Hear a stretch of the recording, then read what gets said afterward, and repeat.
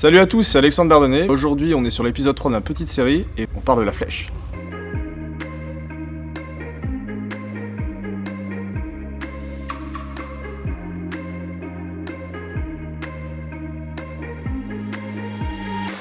Alors il y a deux écoles pour la flèche. La première école, ça va être une légère poussée de la jambe arrière pour procurer un petit déséquilibre et une grosse poussée de la jambe avant.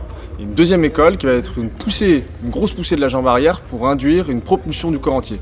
Et moi personnellement, je suis plutôt partisan de la deuxième école.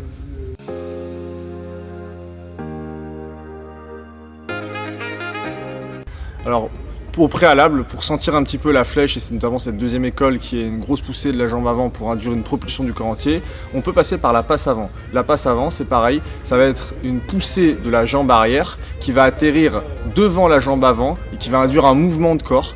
Et vous le verrez par la vidéo, en fait, c'est le préalable pour apprendre la flèche et ça nous fait sentir un peu la coordination bras-jambes.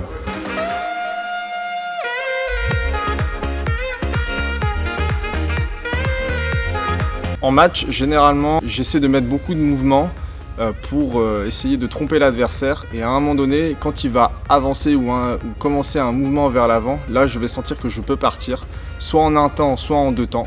Généralement plus en un temps pour faire une action directe au corps en effectuant cette fameuse flèche par cette poussée de la jambe arrière.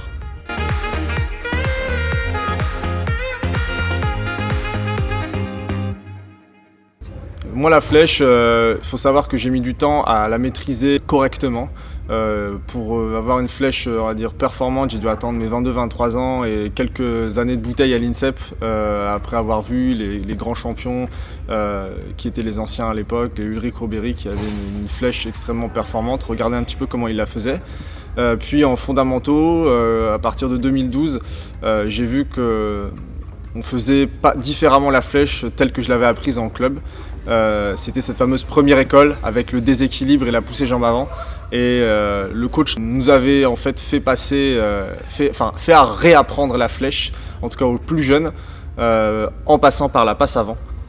C'est pour ça aussi que je conseille aujourd'hui à tous les jeunes ou à tous les débutants de passer par cette passe avant au préalable pour changer votre mouvement de flèche, l'améliorer ou voire l'apprendre carrément.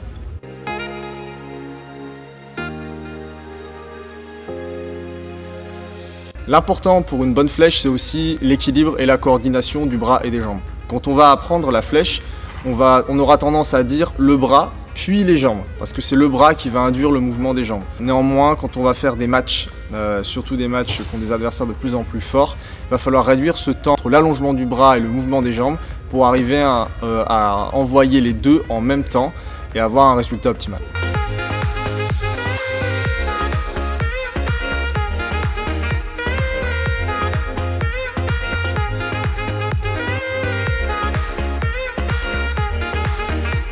Merci à tous, c'était Alexandre Bardonnet, j'espère que vous aurez appris quelque chose sur la flèche, que vous arriverez à progresser et surtout à prendre du plaisir sur la piste. Allez, à la prochaine!